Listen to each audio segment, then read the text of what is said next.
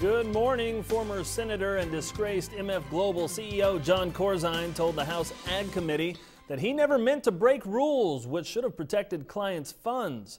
Corzine testified before the House Agriculture Committee Thursday. Lawmakers are trying to determine what and who caused the downfall of the company. It's one of the largest bankruptcy filings in history. MF Global collapsed after making disastrous bets on European debt. There are also questions about how $1.2 billion in customer funds, which was supposed to be segregated from company funds, disappeared. Reading from prepared testimony, Corzine says he hasn't had access to some company information since leaving the firm in November.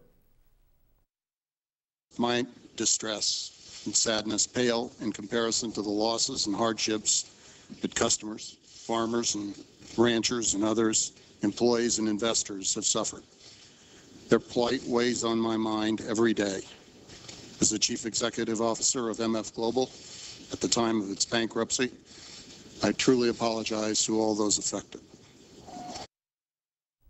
Corzine will face more scrutiny in the days ahead. The Senate Ag Committee has a hearing scheduled for Tuesday with Corzine, and he's expected to testify.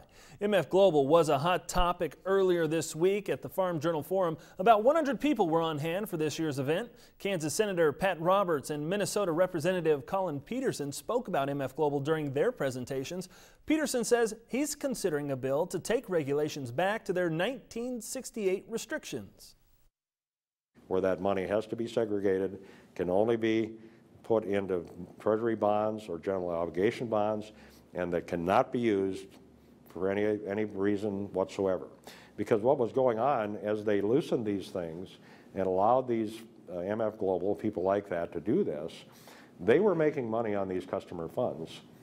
That money wasn't going to the customers. That was going to MF Global. And that's why they lobbied to do this.